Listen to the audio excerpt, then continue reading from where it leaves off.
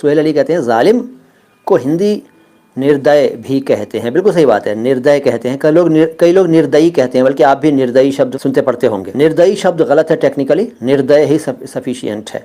निर्दय जिसमें दया ना हो, लेकिन चलता है निर्दयी, गलत शब्द है निर्दयी। मालूम था क्या? बताइएगा। जख्म, जख्म कहते हैं कई लोग, जख्म, यार जख्म हो गया, बहुत गहरा जख्म हो गया। जख्म नहीं होता वो होता है जख्म। कई लोग जख्म कहते हैं, जख्म। जख्म भी सही उच्चारण नहीं है, शब्द है जख्म।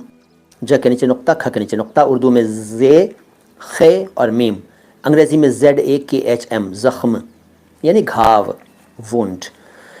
इसी से बना ज़ख्मी, घायल, जख्मी नहीं, ज़ख्मी। तो ज़ख्म और ज़ख्मी दोनों फ़ारसी भाषा के शब्द हैं। ज़ख्म और ज़ख्मी के बाद ज़मीन, बड़ा आसान शब्द है ज़मीन।